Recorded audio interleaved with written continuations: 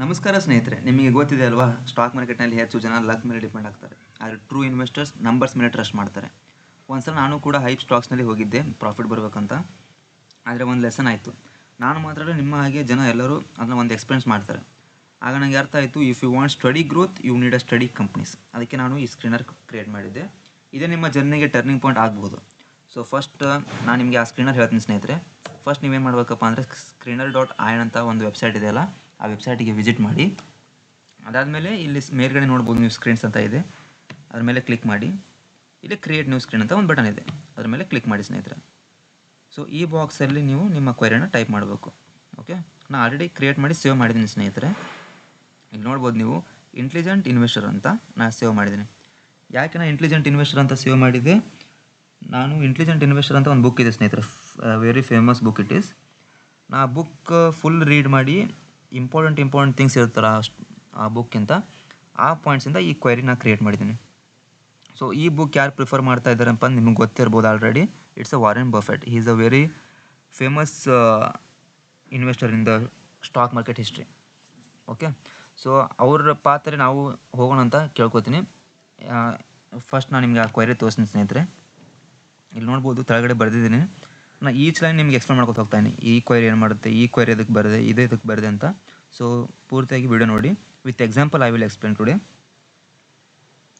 ಇಲ್ಲಿ ನೋಡ್ಬೋದು ಸ್ನೇಹಿತರೆ, first price to earnings less than 15 ಇರಬೇಕು. ಅಂದರೆ ಒಂದು ಎಕ್ಸಾಂಪಲ್ ಕೊಡ್ತೀನಿ ನಿಮಗೆ. ಸಮೋಸದು, ನಿಮಗೆ ಸಮೋಸ ಬೇಕಂತ ಹೋಟೆಲ್ಗೆ ಹೋದರೆ ನಾರ್ಮಲ್ ಪ್ರೈಸ್ 10 ರೂಪಾಯಿ ಐತಿ. ಒಂದು ಹೋಟೆಲ್ಗೆ ಹೋಗ್ತೀರಿ, ಆ ಸಮೋಸ ಪ್ರೈಸ್ ಎಷ್ಟಿದೆ, 10 ರೂಪಾಯಿ ಇದೆ. ಅದೇ ನೆಕ್ಸ್ಟ್ ಶಾಪಲ್ಲಿ 30 ರೂಪಾಯಿ ಇದೆ, ಅದೇ ಸೇಮ್ ಸಮೋಸ. ಆದರೆ ನೀವು ಒಂದು ನಿಮಿಷ ಯೋಚನೆ ಮಾಡ್ತೀರಿ, ಸೇಮ್ ಸಮೋಸೆಗೆ ನಾ ಯಾಕೆ 3x ಹೆಚ್ಚು ಕೊಡಬೇಕು ಅಮೌಂಟಲ್ಲಿ ಅಂತ. ಅದೇ ಸ್ಟಾಕ್ ಮಾರ್ಕೆಟಲ್ಲಿ ಸೇಮ್ ಇರುತ್ತೆ ಸ್ನೇಹಿತರೆ. P50ಗಿಂತ ಹೆಚ್ಚು ಇದ್ದರೆ ನೀವು ಕಂಪ್ನಿ ಪ್ರಾಫಿಟಿಗೆ ಜಾಸ್ತಿ ಬೆಲೆ ಕೊಡ್ತಾ ಇದ್ದೀರಾ ಅಂತ ಅರ್ಥ. ಇಲ್ಲಿ ನೋಡ್ಬೋದು ನೀವು ಈ ಸ್ಕ್ಯಾನರ್ಸ್ ರನ್ ಮಾಡಿದ ಮೇಲೆ ಸಮ್ ಸ್ಟಾಕ್ಸ್ ಬಂದು 9 ಸ್ಟಾಕ್ಸ್ ಬಂದವು ಇಲ್ಲಿ. ಫಸ್ಟ್ನೇದು ಏನು ಬಂದು ಟಪಾರಿಯಾ ಟೂಲ್ಸ್. ಓಕೆ, ಟಪಾರಿಯಾ ಟೂಲ್ಸ್ಗೆ P ಜಸ್ಟ್ 0.16 ಇದೆ, ನೋಡ್ಬೋದು ಇಲ್ಲಿ. ಅಂದರೆ ಕಂಪ್ನಿ ಪ್ರಾಫಿಟ್ಗೆ ಕಂಪೇರ್ ಮಾಡಿದರೆ ಶೇರ್ ಆಲ್ಮೋಸ್ಟ್ ಫ್ರೀ ಥರ ಸಿಗುತ್ತೆ. ಇದಕ್ಕೇನಂತೀವಿ ನಾವು ಅಂಡರ್ ವ್ಯಾಲ್ಯೂಡ್ ಸ್ಟಾಕ್ಸ್ ಅಂತೀವಿ. ನೀವೇನಾದರೂ ಕಂಪೇರ್ ಮಾಡಿದರೆ ಕಂಪ್ನಿ ಪ್ರಾಫಿಟಿಗೆ ಶೇರ್ ಆಲ್ಮೋಸ್ಟ್ ಫ್ರೀ ಥರ ಇದೆ. ಸೊ ಇದು 15ಗಿಂತ ಕಡಿಮೆ ಇರಬೇಕು. ಬಟ್ ಇಲ್ಲಿ ಎಷ್ಟಿದೆ, 0.16. ಅಂದರೆ ಈ ಸ್ಟಾಕ್ ನಮಗೆ ಫ್ರೀಯಾಗಿ ಸಿಗ್ತಾ ಇದೆ. So these are the very fundamentally strong stocks and risk free. ಮತ್ತು ಡಿವೈಡೆಂಡ್ ಎಲ್ಲ ಕೋಡ್ ಬರ್ತೀನಿ ಸ್ನೇಹಿತರೆ. ನಾನು ನೋಡ್ಬೋದು ಇಲ್ಲಿ ಡಿವೈಡೆಂಡ್ ಬರ್ದಿದ್ದೀನಿ. ನಿಮಗೆ ಫಸ್ಟ್ ಎಕ್ಸ್ಪ್ಲೇನ್ ಮಾಡ್ತೀನಿ ಸ್ನೇಹಿತರೆ line by line. Price to book value ಅಂದ್ರೇನು, ಇಮ್ಯಾಜಿನ್ ನೀವು 10 ಲಕ್ಷ ವ್ಯಾಲ್ಯೂ ಹೌಸ್ ಚೆಕ್ ಮಾಡಿದಿರಿ. ಒಂದು 10 ಲಕ್ಷ ರೂಪಾಯಿದ್ದು ಒಂದು ಹೌಸ್ ಹೋದ್ರಿ, ಚೆಕ್ ಮಾಡಿದ್ರಿ. ಬಟ್ ಓನರ್ ಹೇಳ್ತಾರೆ ನಿಮಗೆ ಬರೀ 7 ಲ್ಯಾಕಿಗೆ ಆ ಹೋಟೆಲ್ನ ನಿಮ್ಗೆ ಕೊಡ್ತೀನಿ ಅಂತ. ಯೋಚಿಸಿ, ಅದು ಚೀಪ್ ಡೀಲ್ ಅಲ್ವಾ. ಆದರೆ CMP ಮಾರ್ಕೆಟ್ ಪ್ರೈಸ್ ಬುಕ್ ವ್ಯಾಲ್ಯೂಕ್ಕಿಂತ ಕಮ್ಮಿ ಇದ್ದರೆ ಕಂಪ್ನಿ ಅಸೆಟ್ಸ್ಗೆ ತಕ್ಕ ಬೆಲೆಗೆ ಸಿಗುತ್ತೆ. ಸೊ ಇದೊಂಥರ ಬಾರ್ಗೇನಿಂಗ್ ಟೈಪ್ ಸ್ನೇಹಿತರೆ. ನಿಮಗೆ ತಕ್ಕ ಪ್ರಾಪರ್ ಅಮೌಂಟಿಗೆ ನೀವು ಆ ಶೇರ್ನ ತೊಗೋಬೋದು. ಸೊ ಇದೇನಾದರೂ 1.5 ಕೆಳಗಡೆ ಇತ್ತಂದರೆ, ಹೌದಾ. ಸೊ ನೆಕ್ಸ್ಟ್ ಬಂದುಬಿಟ್ಟು debt to equity. Debt to equity ಅಂದರೆ ಅದೆಷ್ಟು ಇರಬೇಕಪ್ಪ ಅಂದರೆ 0.5 ಇರಬೇಕು. ನೀವು ನೋಡ್ಬೋದು ಒಂದು ಫ್ಯಾಮಿಲಿಯಲ್ಲಿ 2 ಟೈಪ್ಸ್ ಇರುತ್ತೆ. ಲೋನ್ ಇಲ್ಲ ಅಂದರೆ ಪೀಸ್ ಲೈಫ್ ಇರುತ್ತೆ. ಅದೇ ಇನ್ನೊಂದು ಕಂಡೀಷನ್ ಏನು, EMI ಇತ್ತಂದರೆ ಸ್ಟ್ರೆಸ್ ಲೈಫ್ ಇರುತ್ತೆ. ಸ್ಟಾಕ್ ಮಾರ್ಕೆಟ್ನಲ್ಲಿ ಕೂಡ ಸೇಮ್ ಸ್ನೇಹಿತರೆ. ಡೆಪ್ಟ್ ಏನೋ ಜಾಸ್ತಿ ಇತ್ತಪ್ಪ ಅಂದರೆ ಕಂಪ್ನಿ ರಿಸ್ಕಲ್ಲಿರುತ್ತೆ. 0.5ಗಿಂತ ತಕ್ಕ ಇದ್ದರೆ ಕಂಪ್ನಿ ಸ್ಟ್ರಾಂಗ್ ಅಂತ ಹೇಳ್ಬೋದು.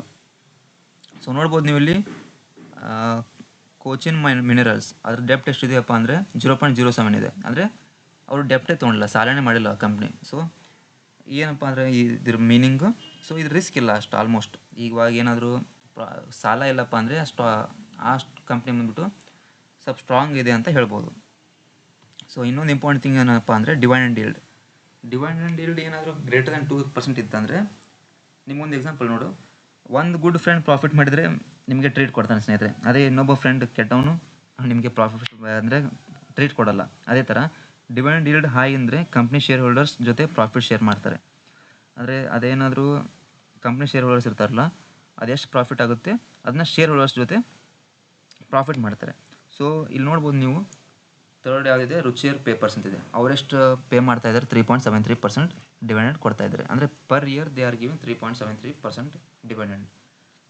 ಸೊ ನೀವು ಮಾರ್ಕೆಟದು ಏನಾದ್ರು ಮೇಲ್ಗಡೆ ಹೋಗ್ಲಿಕ್ಕೆ ಅಂದ್ರೂ ನೀವು ಇಷ್ಟು ಅರ್ನ್ ಮಾಡಲೇಬೋದು ಇಯರ್ಲಿ ವಿತ್ ಡಿವಿಡೆಂಡ್ ಓನ್ಲಿ, ಹೌದಾ.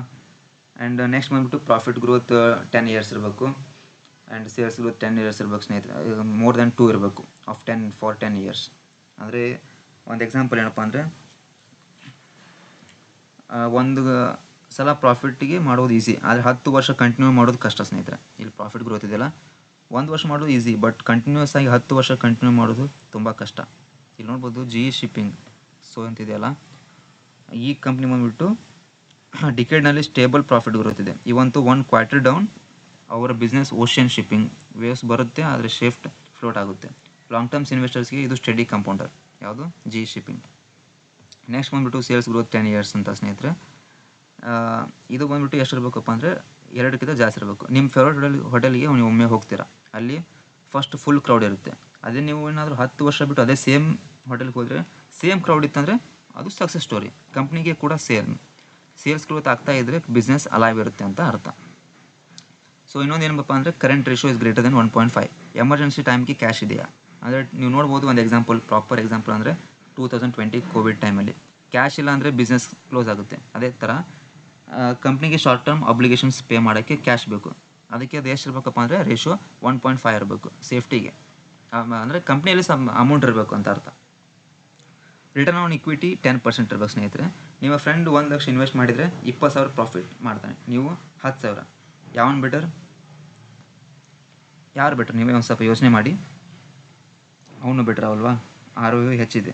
ಅದೇ ಥರ ROE ಏನಾದರೂ 10% ಅಂದರೆ ಮ್ಯಾನೇಜ್ಮೆಂಟ್ ಪೈಸಾ ಸ್ಮಾರ್ಟ್ ಯೂಸ್ ಮಾಡ್ತಾ ಇದೆ ಅಂತ ಅರ್ಥ. ಕಂಟಿನ್ಯೂಸ್ 10 ವರ್ಷ ಆ ಕಂಪ್ನಿ ಬಂದುಬಿಟ್ಟು ಮೋರ್ ದೆನ್ 10% ಕೊಡ್ತಾ ಇದೆ ಅಂದರೆ it is a good company ಅಂತ ಅರ್ಥ. So this is the query ಸ್ನೇಹಿತರೆ. ಇದಾದಮೇಲೆ ಇಲ್ಲಿ ನಿಮಗೆ 9 ಸ್ಟಾಕ್ಸ್ ಬಂದು ಇದ್ರ ಮೇಲೆ ಇವೆಲ್ಲ ಫಂಡಮೆಂಟಲ್ ಸ್ಟ್ರಾಂಗ್ ಇರುವಂಥ ಕಂಪ್ನಿ, ಡೆಪ್ಟ್ ಫ್ರೀ ಇರುವಂಥ ಕಂಪ್ನಿ, ಮತ್ತು ಫ್ಯೂಚರಲ್ಲಿ ಗ್ರೋ ಆಗ್ತಾ ಇರೋಂಥ ಕಂಪ್ನಿ. ಇನ್ನೊಂದು ಮೇನ್ ಇಂಪಾರ್ಟೆಂಟ್ ಥಿಂಗ್ ಏನಪ್ಪ ಅಂದರೆ, ವಾರೆನ್ ಬಫೆಟ್ ಕೂಡ ಇದೇ ಥರ ಅವರು ಸ್ಕ್ಯಾನ್ ಮಾಡ್ತಾಯಿದ್ರು. ಸೇಮ್ ಬುಕ್ಕಲ್ಲಿ ಏನು ಬರೆದಿದೆಯಲ್ಲ ಇಂಟೆಲಿಜೆಂಟ್ ಇನ್ವೆಸ್ಟರ್ ಅಂತ, ಆ ಬುಕ್ಕಲ್ಲಿ ಇಂಪಾರ್ಟೆಂಟ್ ಥಿಂಗ್ಸ್ನ ನಾನು ಇಲ್ಲಿ ನೋಟೆಡ್ ಮಾಡಿ ಇಲ್ಲಿ ಬರೆದಿದ್ದೀನಿ ಸ್ನೇಹಿತರೆ. ಈ ಸ್ಕ್ರೀನರ್ ನಿಮ್ಮ 4 ಕೆಲಸ ಮಾಡುತ್ತೆ. ಏನಪ್ಪ ಅಂದರೆ ಅಂಡರ್ ವ್ಯಾಲ್ಯೂ, ಡೆಪ್ಟ್ ಫ್ರೀ, ಕನ್ಸಿಸ್ಟೆಂಟ್ ಕಂಪ್ನೀಸ್ ಆ್ಯಂಡ್ ತೋರಿಸುತ್ತೆ. ಓಕೆ, ಅದರಲ್ಲಿ ಇಲ್ಲಿ ನೋಡ್ಬೋದು ಸ್ನೇಹಿತರೆ ನೀವು, ರುಚಿಯರ್ ಪೇಪರ್ಸ್ ಅಂತ ಇದೆಯಲ್ಲ ಆ್ಯಂಡ್ ಟೆಪರೆಸ್ ಟೂಲ್ಸ್, ಇವು ಬೋತ್ ಸ್ಟ್ಯಾಂಡರ್ಡ್ಸ್ ಅಂತ ನನ್ನ opinion. Taparia tools under valued ಇದೆ. ಪೇಷನ್ಸ್ ಇದ್ದರೆ ಒಂದು 5 to 6 ವರ್ಷನಲ್ಲಿ ಗುಡ್ ರಿಟರ್ನ್ಸ್ ಬರ್ಬೋದು. Ruchira paper stable company, moderate dividend yield, medium risk medium reward. It is a medium risk and medium reward. ಇನ್ನೊಂದು ಸ್ನೇಹಿತರೆ ಇಂಪಾರ್ಟೆಂಟ್ ಥಿಂಗ್ ಏನಂದರೆ, ಇನ್ವೆಸ್ಟ್ಮೆಂಟ್ ಅಂದರೆ ರೇಸ್ ಅಲ್ಲ, ಜರ್ನಿ ಇಟ್ ಈಸ್. ಸ್ಟಾಕ್ ಮಾರ್ಕೆಟ್ನಲ್ಲಿ ಯಾವಾಗಲೂ ಪೇಷನ್ಸ್ ಟೆಸ್ಟ್ ಮಾಡುತ್ತೆ. ಈ ಸ್ಕ್ರೀನರ್ ನಂಬರ್ಸ್ ಮೇಲೆ ಟ್ರಸ್ಟ್ ಮಾಡೋಕ್ಕೆ ಹೆಲ್ಪ್ ಮಾಡುತ್ತೆ, ಹೈಪ್ ಮೇಲೆ ಅಲ್ಲ. Important thing, this screener is helping only from numbers, not on hype. ಇದು ಬರೀ ನಂಬರ್ ಮೇಲೆ ನಾವು ಇನ್ವೆಸ್ಟ್ ಮಾಡ್ತಾ ಇದ್ವಿ. So it is important screener. So ಯೋಚಿಸಿ, ಅನಲೈಸ್ ಮಾಡಿ ಇನ್ವೆಸ್ಟ್ ಮಾಡಿ. ನಮ್ಮ ಗೋಲ್ ನಾಲೆಜಿಂದ ಪ್ರಾಫಿಟ್ ಮಾಡೋದು. ಲೈಕ್ ಮಾಡಿ, ಕಮೆಂಟ್ ಮಾಡಿ. ನೆಕ್ಸ್ಟ್ ವಿಡಿಯೋನಲ್ಲಿ ಒಂದು ಸ್ಟ್ರಾಂಗ್ ಸ್ಕ್ರೀನ್ ಶೇರ್ ಮಾಡ್ತೀನಿ ಸ್ನೇಹಿತರೆ. ನಮಸ್ಕಾರ.